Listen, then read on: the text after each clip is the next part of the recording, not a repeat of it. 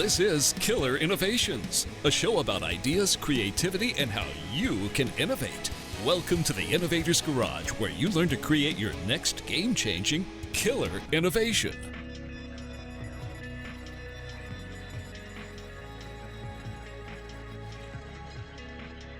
Welcome to Killer Innovations. I'm your host, Phil McKinney. We are back here in the studio. As you know, last week's show, we actually did that from the road. We were in Austin, Texas, in the new mobile studio. I've spending a little bit of time in Austin, looking at the innovations and startup community down there. We're going to be going back down to Austin here, maybe before the end of the year to do a whole series of shows and interviews.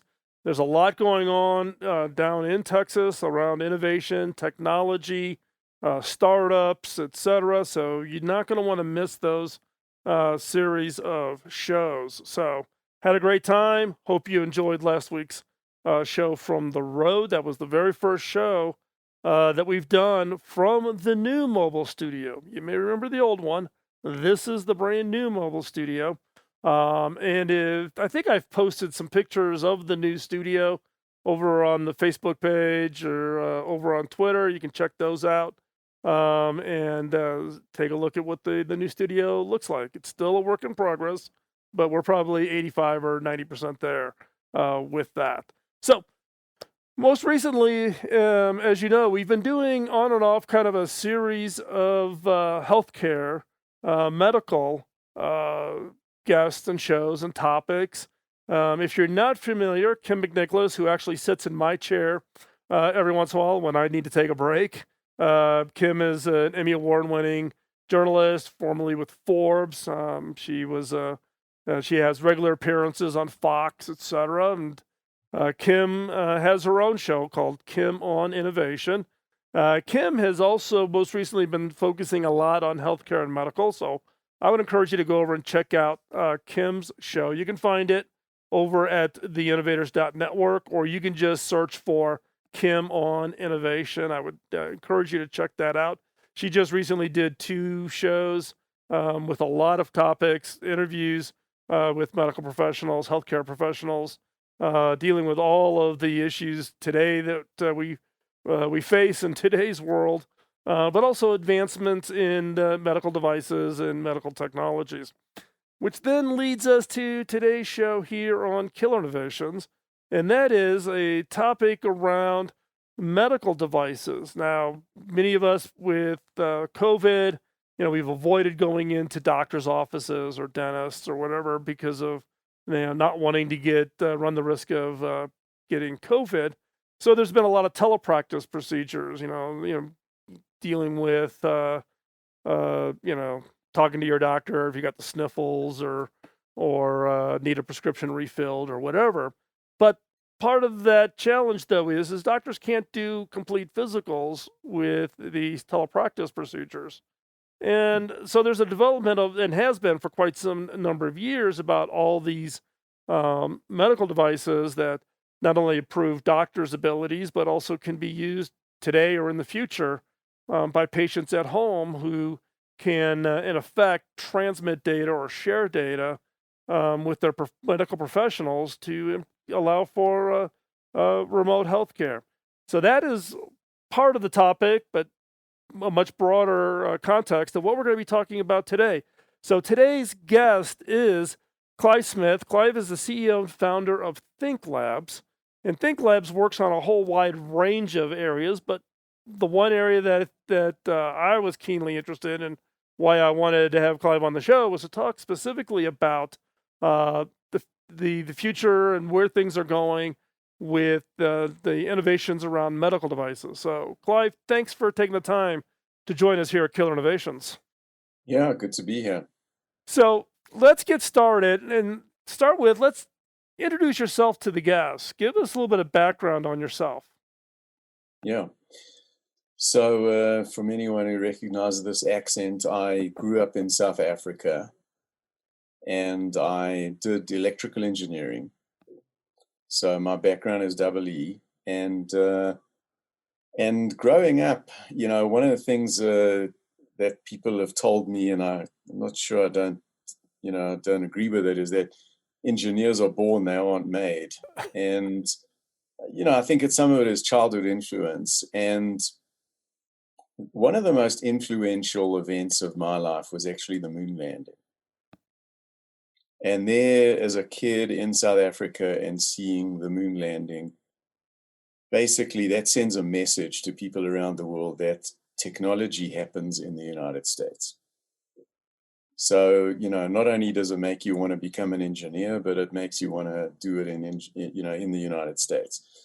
So I grew up in South Africa, did engineering, and then wanted to come to the States, and ended up at Caltech doing a master's.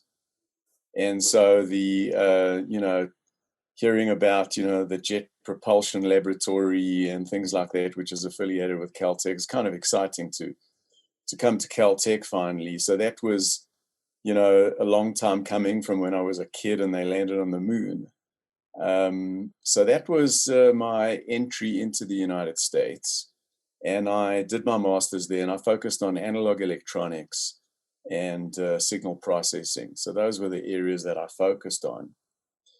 And then I went and worked in corporate America for a few years. And I was never born to be a large company employee. It wasn't in my personality from a very early age. So I think you're maybe born to be an engineer, and maybe you're also born not to be a very good employee. So I think that kind of got me going. So I spent a few years in corporate America, which is a great place to learn the right way to do things, and to learn how, organizations work and how they don't work. Both of them, they're both instructive. And then I went out and started Think Labs. And the idea was that it would be an incubator for ideas that I came up with, and incubators that other people's ideas. And I spent about a decade doing other people's ideas while I was looking at ideas that I was interested in. And I had also had a long-term interest in medical devices. Even as an undergraduate, in my senior year as an undergraduate in South Africa, I actually developed an electrocardiogram machine with one of the other students, two of us, in a project, and we actually won a prize for the best thesis in doing this electrocardiography project. It was an extremely ambitious project. And so I always had this long kind of, history of wanting to do medical devices. Most of my friends from school ended up going to become doctors. So I was just surrounded by doctors everywhere. My brother's a cardiologist. So kind of marrying engineering and cardiology, or engineering and medicine, was kind of also in the cards. So a lot of these things have roots that are very deep and very long-term, which is what I found in business as well, is that some of the relationships that you end up cultivating they take shape over a long, long period of time. A lot of them are old friendships. By the time you do business with someone, you might have known them for 10, 20 years. Mm-hmm. So I think that people underestimate the long run in that respect. Well, that's anyway, interesting. so that was my beginning. Hey, Clive, that's an interesting point, because there's a lot of, I run into young entrepreneurs or whatever, and their level of patience is pretty thin. And I remind them, I'm like, if you really want to go from a raw idea through an innovation and bring it to market, you got to build it you got to have a lot of patience to build that. It's not I'm going to do it on a Monday and be launched on a Saturday. Now there's all those stories about overnight successes, but what you miss is all that history, that actually the inspiration, or in your case, the example you're giving is friendships. The people who can have just the right influence at the right time, who can contribute just the right elements at the time that they're needed. Yeah, I think things take a lot longer than people realize. A typical overnight success probably takes about a decade. Exactly. The overnight success is what we read about at the, when they really hit the success. But there's so much groundwork. And if you go back in the history of any super successful corporation, or just about all of them, you really see what a long march it's been, what a long slog it's been to get there. And, you go back and you look, like I remember when Blackberries were big, you go back and it's like, well, geez, when did Blackberry start? Well, they hit something, I don't know, it took them 20 years before, they were doing networks and other things. Nokia, hit the cell phone market, in the 1980s or something. They were making telephone poles in probably the end of the 19th century or something. Well, exactly, and that is the point, right? These things take a lot longer than anybody, can, anticipate. And even in my case, people have mentioned some product or technology I came up with, and I'm like, no, that was 15 years, 15 years of success. Hold this thought. We're going to be right back after this quick commercial break.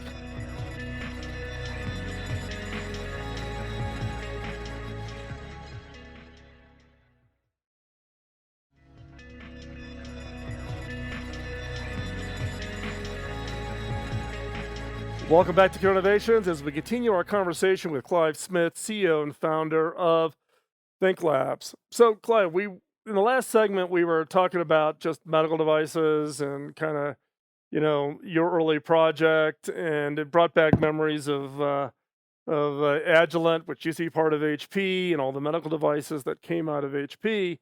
Talk about where you picked up. Where did you go from the standpoint of working on medical devices that actually you were that came to market? Yeah, so I was doing, a variety of projects actually in signal processing and electronics. But as I said, I had a long-term interest in medical devices, and I stumbled across an article in a cardiology journal in Circulation, I believe it was, where they discussed the stethoscope and the history of the stethoscope. It was quite an old article. And what they had done is taken something like 35 stethoscopes and measured their acoustics. And what they also did was they built a replica of the original Laennec stethoscope, which was a hollow tube. Laennec was the French doctor who invented the stethoscope in about 1816 and started describing how you diagnose patients using sound. So the acoustics of the original Laennec replica turned out to be about the same as a modern stethoscope. So here was this, the most ubiquitous medical device on the planet, basically hadn't had an performance improvement in at that time, I guess we're 180 years or something. So I thought, well, okay, I know analog electronics, I know signal processing, slam dunk, I'm going to fix this. I'm going to develop this thing, and that's going to be, as we would have called it, I'm going to make an overnight success.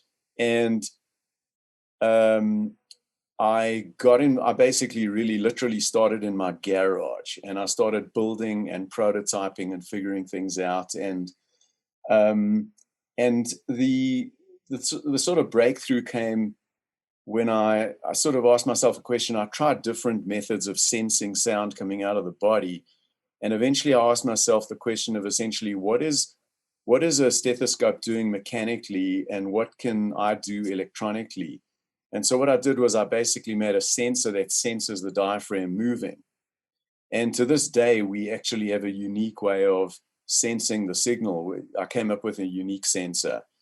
And it probably actually, given that you mentioned Agilent, they actually play into the story. What happened was that at the time that I was developing this technology and I had this prototype in a box, Agilent, HP actually at the time, it was 1999, HP private labeled a Canadian stethoscope, electronic. And I had been benchmarking this product with cardiologists against my prototype. And I had, found out that in fact what I had was far superior. And then the next thing, HP private labels it and becomes Agilent.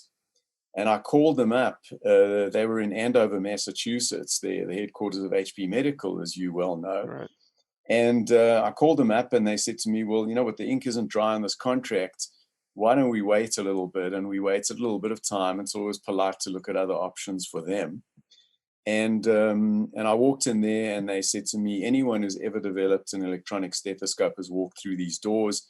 Bill Hewlett actually asked when they bought the medical company, why isn't there an electronic version of a stethoscope? So they said this idea is it's as old as HP Medical. So we don't want to disappoint you. They listened to this prototype, and basically they'd never heard anything that good. And they actually ended up funding it. But while they were funding it and we were working together, they actually moved on and Agilent sold their healthcare division to Philips. Yep. Philips bought the healthcare division. Philips wasn't interested in stethoscopes. They got out of the business. And essentially, I had a contract with them that said, if you like what we do in the development process, you can license the technology, and then you go on your way, I go on mine, I go and develop more products. Anyway, they didn't have any interest in it, and the agreement that we had was that if they didn't go forward with it, I owned all the technology. They wouldn't get any license to it. So essentially, Philips bought them. Philips wasn't interested in stethoscopes. They were interested in ultrasound and imaging. I took all the technology and decided I would put it on the market myself. Interesting. I didn't know all that history on the HP side. That's yeah. So when did the first version of your stethoscope come into market then? So we showed it first at the end of 2003 at the American Heart Association in 2003, November was when we showed it. And my relationship with Agilent / Philips was over the 2001, 2002 timeframe, roughly. And so today, is it still fundamentally the same product, or what's been the lineage of it now? So the fundamental technology is still there, and it's still, at least my opinion and the opinion of our customers is that our transducing technology is still the best in the business. And so the fundamentals are still there. We had an initial product, which I took it to China. We manufactured it in China, and we sold that for some time. And then in 2013, as I was developing the new generation, I decided to actually bring the production in-house. So we went from Chinese contract manufacturing to our own production, not even American contract manufacturing, but American production. So you vertically integrated then. Yeah, we assemble, we do everything, and talk about vertically integrated. The ThinkLabs 1, our current product, I designed every single aspect of the product. I did the software, the hardware, the mechanical design, the packaging, everything. Okay. The problem is that some people refer to that as kind of a control freak innovator. Yeah, control freaks have a mixed record. I think Steve Jobs was a control freak. I think he did okay. I think Steve did pretty good. Steve Wozniak was also known as a control freak. He hand laid out all of his circuit boards. He would never allow for any automated tools to lay out his circuit boards. Woz always laid out his own. So yeah, the track record of control freaks is you can argue Elon Musk is a control freak. So there you go. Well, it's not you're in good company. You're in good company. Yeah. Not bad. I'll take it. So we're going to take another quick commercial break here. But before we go, one of the things I want to tee up for the next segment is for us to talk a little bit about what's been the experience with the customers. What stories have you heard from medical professionals, etc. My wife's a nurse. I bought her first stethoscope when she graduated from nursing school back in 1982. And you're right. It's probably the same stethoscope she probably still uses or had used up until she retired from nursing. Yeah, she's not going to thank you for mentioning the date. Yeah. Well, when you're our age, you just kind of get used to it. I didn't give you her birthday, but you can calculate it from that date. So when we get back, we'll continue this conversation. Don't go anywhere.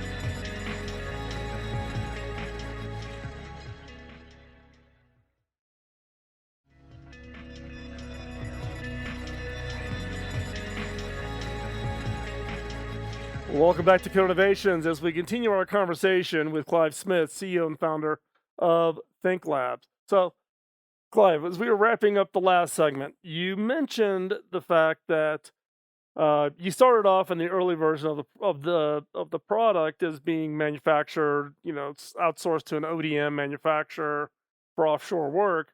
but that you made that decision to bring all of that back in-house, to make yourself more vertically integrated. Now, what's interesting is that's the hot topic, in today's conversation with all the disruptions of supply chain and et cetera.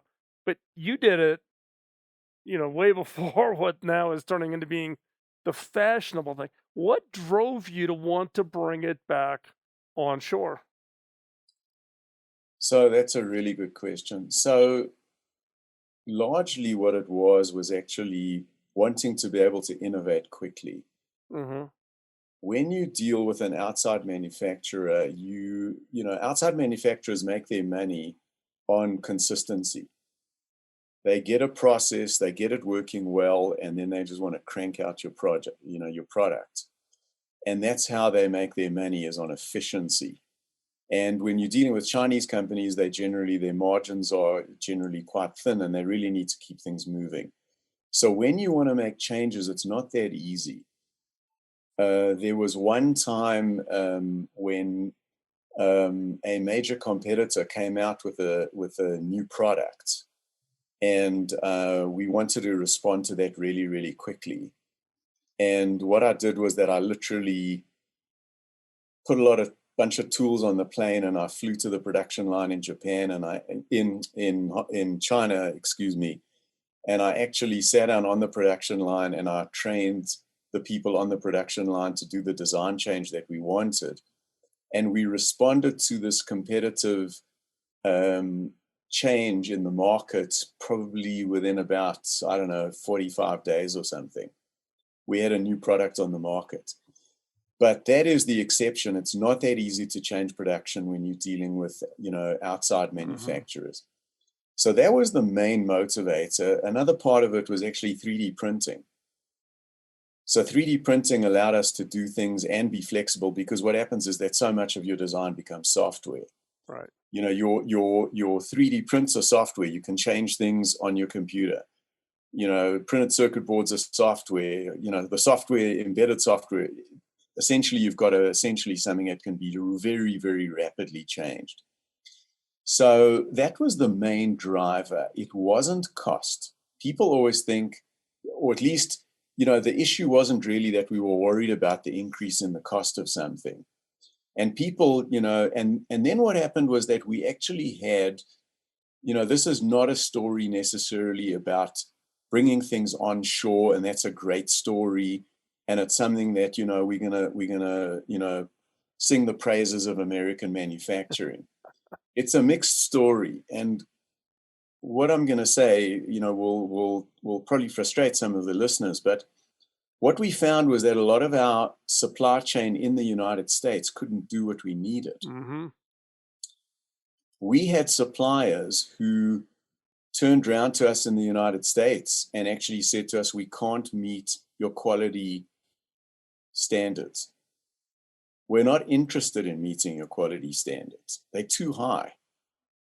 So we had one supplier who essentially fired us for wanting, product that was too good. We took that component and went back to China with it, and we reduced the cost of that component by 80%. And the quality was really, really much higher. And so the thing is that there's sort of a mixed story in onshoring. So in terms of the supply chain, really what we ended up with was a global supply chain. We do assembly here, but you still have suppliers in China. Right. You still have long supply lines. You still have to work in a global environment. Some products are just not available in the United States, whether you like it or not. So we get components from Japan, we get components from China, we get components from the United States. So the supply chain is a complex web, and we really live in a global economy. No matter where you make something, you're still global. But I think, the point here, though, is the way I would describe you then is you really are you're not an ODM because you're not outsourced. So you really design manufacturing. You get your components, you design it, but you then procure the components and you do the manufacturing. You do the assembly, testing, quality control, packaging, ship from the US. So you're a design manufacturer. a correct, captured design manufacturer for your correct. business. Yep.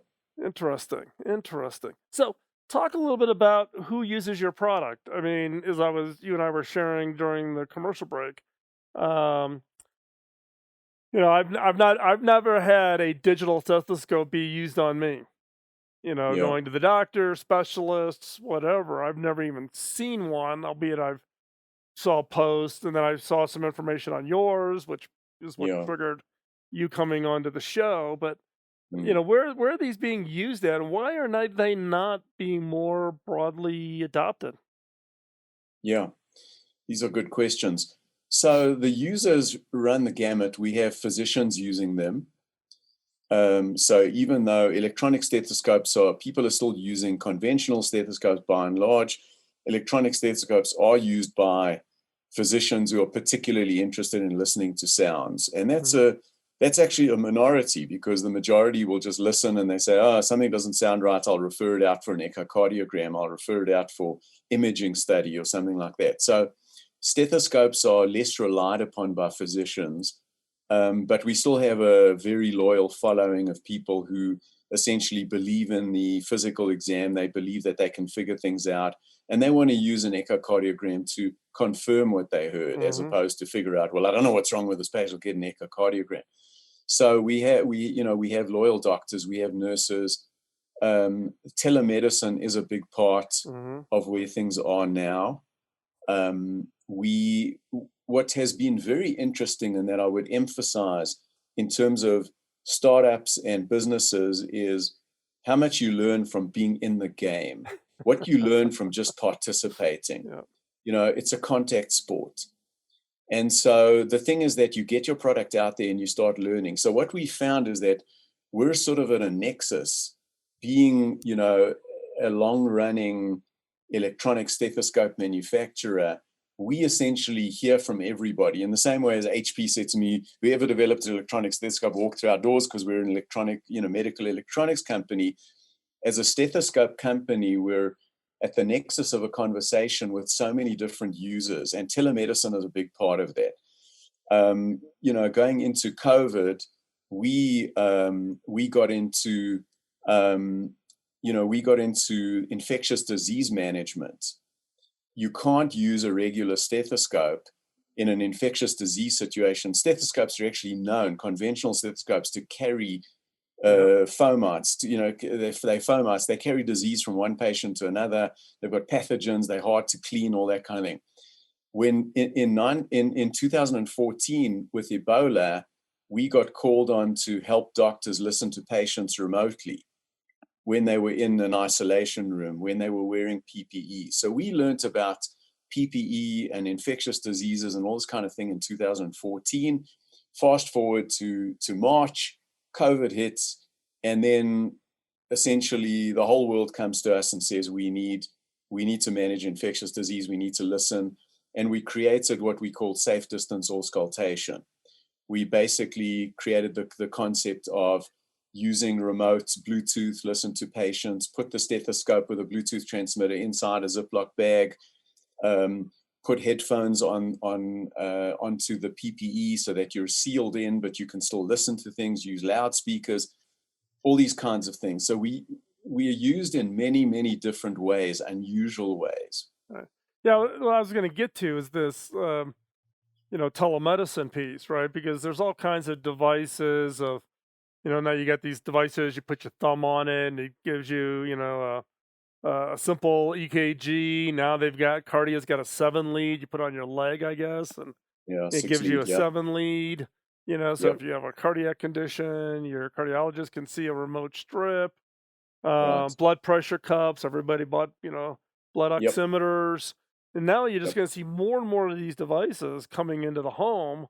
I think, one, not only for things like COVID, but it's also Yep. about aging in place, aging population, not wanting to go in a nursing home, but still wanting to be monitored for whatever their health condition is, so that they can stay at home and they can not have to go off and be committed to some medical facility. The doctors and nurses can still monitor patients and just do it remotely. So hold that thought. We're going to be right back right after this break.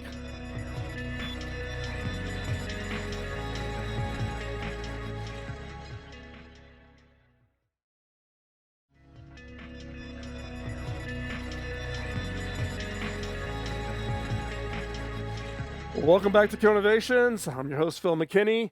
We are continuing our conversation with Clive Smith, CEO founder of Think Labs. Now, Clive, we were talking at the end of the last segment. We got into a little bit talking about aging in place, where devices play into that.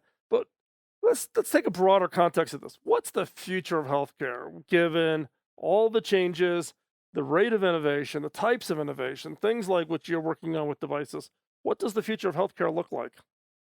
I think you described it incredibly well. I think you nailed it. There's going to be a lot more remote healthcare, aging in place. I think that's really, really important. And I think it's an incredible enhancement to quality of life Mhm. for a lot of aging people who, don't want to be in a hospital. They don't want to be in a care facility. They want to be in their own homes. My mother passed away from COVID actually a few months ago Oh, I'm so at the age sorry. of 95, and she died at home. She was in her own home, and it was very important to her to not go to a nursing home, to not move out of her house. And this was a big deal. And I think we shouldn't underestimate the value to people of being at home. And so I think that basically the hospital at home is where a lot of the future is going. And this is not, COVID has accelerated phenomena that were occurring before anyway. So remote healthcare was occurring anyway, it Hmm. was accelerated. Telemedicine was there, accelerated. Remote monitoring, accelerated. Not wanting to go to the doctor, accelerated. Yeah, I agree. I think when you look at it's interesting, right? A lot of managers and leaders who like, oh no, I want employees in the office. We don't want to.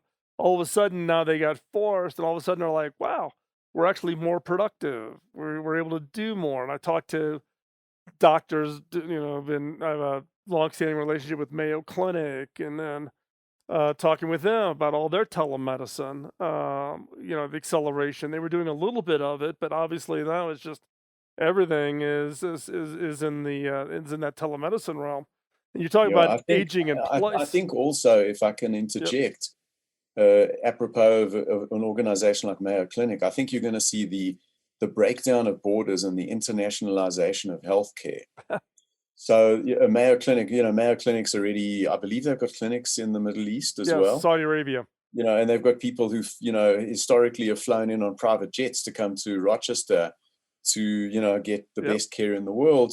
And you're going to see the internationalization and the breakdown of borders, and you're going to see healthcare will become a global industry where people can serve people across international borders. That's going to be a massive change. Well, and it's interesting because this is a conversation that we had, or I had with Mayo back when I was at HP, because we were doing some projects with Mayo around telemedicine using a technology that HP had called Halo. But Mayo ran into a problem because doctors licensed in Minnesota could not practice medicine in other states. So even though you were telemedicine, they couldn't practice, right? Well, now with COVID, a lot of the states just got rid of that requirement because it was preventing doctors from servicing, patients who needed access to healthcare. So I think Yeah. not only does this impact healthcare, I think it also impacts policymakers to understand that they got to keep up with the rate of innovation because things are changing at such a fast clip. Government rules and regulations cannot keep up, and they've got to Well, find a way to policy, pick yeah. that pace up. Right. Policy always follows technology, right? Self-driving cars are going to have to adapt the rules. Right. Uber just plowed right over regulations on taxi companies. Airbnb goes in. Policy always has to follow, and legislation always has to follow, and the licensure of doctors will follow. Yeah, and it's interesting because my daughter is a speech language pathologist, and for the last 7, 8 years, 100% of her practice has been telepractice. Her clients are in Bangkok, Philippines, Hong Kong, Rwanda, Africa. So she does Wow. her things remotely, and she's been testifying and speaking around the country for years trying to get policymakers to change. Boom, COVID happens. Whoa, Right. policy change. Sometimes you Yep. need those outside kind of disruptions. Yeah, she's ahead of the curve. Yeah, she definitely was ahead of her curve and learned a lot along the way. But it's actually been great equipping her, but also she's been helping others now. She actually teaches other SLPs on how to do telepractice with school systems and et cetera. But it's hard when all of a sudden you got to go from 0 to 100 overnight.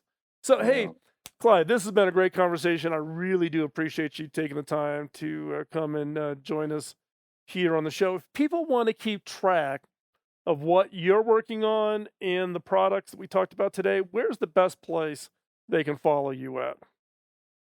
Yeah, so I don't tweet. They can come to our website and they can visit thinklabs.com. That's think as in using your brains, and laboratories, LABS, labs as in laboratory. So thinklabs.com is our website, and they can find us there. Great. Hey, and Clive, again, I really do appreciate you taking the time. It's been a great conversation. Very, very insightful. And I wish you and Think Labs the best of luck. And I'm going to be keeping my eyes open at my doctor's office and pushing them to step up on their technology curve. Thanks again. Thank you. Thank you. Been great being here. So as we wrap up today's show, I wanted to, again, remind you all the show notes, all the information, links and that we talk about in today's show are available over at killerinnovations.com. The entire archive going back, we are now in season 16. We will start season 17 in March. It's coming up fast. It's amazing how these dates just keep clicking by. So the entire archive is there. Go over to killerinnovations.com. Right-hand side, you'll see a search bar. You can search for topics, guests, anything in the past. Check it out and have that. Also, would be remiss if I don't remind you, check out the blog over at philmckinney.com. That's more of where I share essays around leadership and thoughts and those types of things. And that's also where we post the show, 5 minutes to new ideas. So check that out. Also want to remind you, check out the Disruptive Ideation Workshop over at disruptiveideation.com. If you are interested or your team's interested in learning some of the skills to really step up the innovation ability of your organization, you want to check that workshops out, disruptiveideation.com. With that, we're going to wrap up today's show. Appreciate you taking the time out of your busy schedule. We'll talk to you next week. Bye-bye.